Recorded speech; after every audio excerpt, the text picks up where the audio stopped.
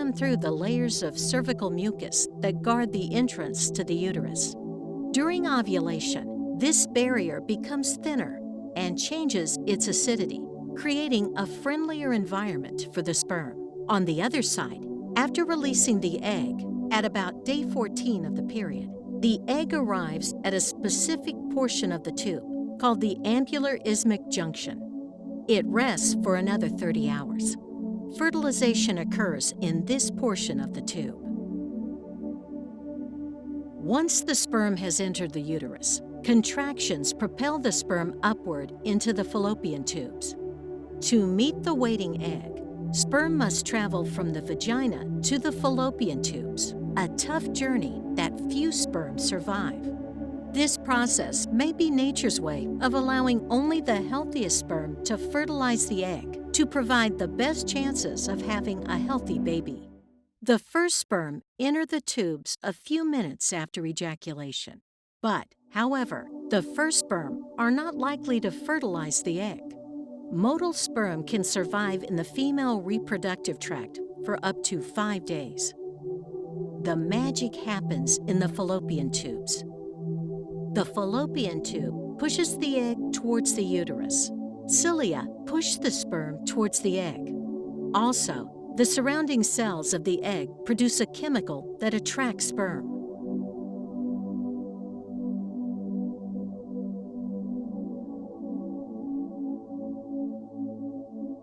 The sperm first burrow through the cells of the corona radiata. Then, upon contact with the zona pellucida, the sperm bind to the receptors in the zona pellucida. Then, the enzyme-filled cap of the sperm, called the acrosome, releases its stored digestive enzymes. Finally, the sperm must fuse with the egg plasma membrane. This event causes the egg membrane to change and prevent other sperm from attaching to it. Now attached, the sperm's nucleus, where the chromosomes are stored, enters the egg cell, looking for the egg's nucleus. Egg combines genetic material with the sperm to create a full set of chromosomal DNA, with 23 pairs of chromosomes that contain a unique copy of half the genes of the parent source. This is the blueprint for a whole new, unique person that instantly determines gender, hair color, eye color, and many other characteristics.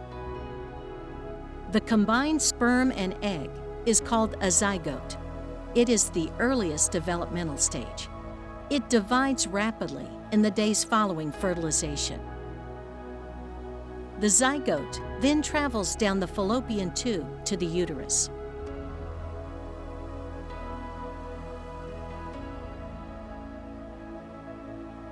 After fertilization, the zygote continues to divide and morph into a blastocyst ball of 16 cells, approximately 5 to 6 days after fertilization.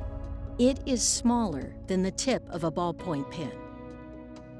Only 20% to 30% of fertilized eggs will reach the blastocyst stage.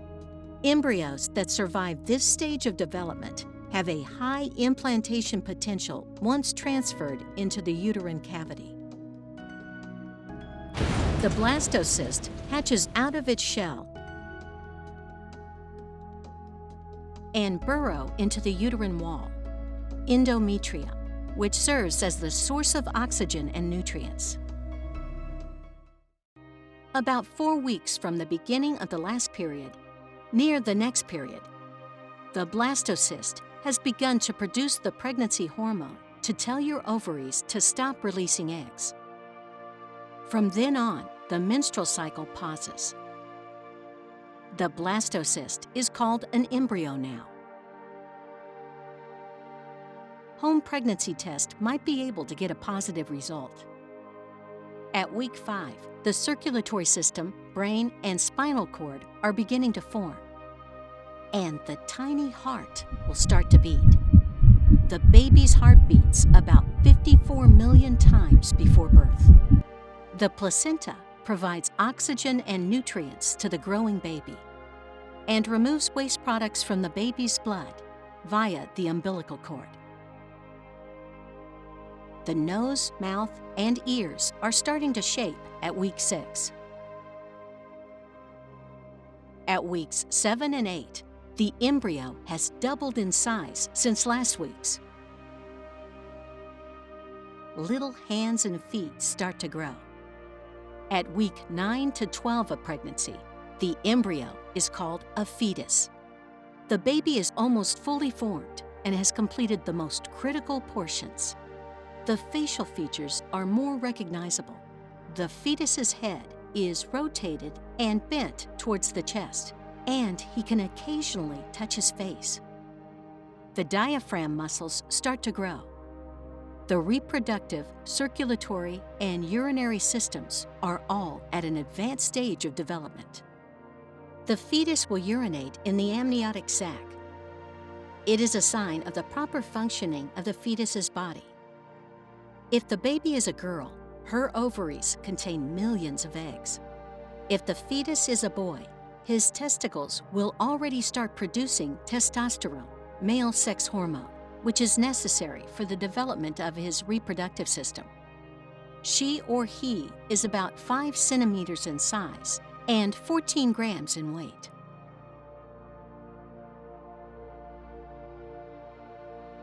She or he is growing and maturing until ready to birth.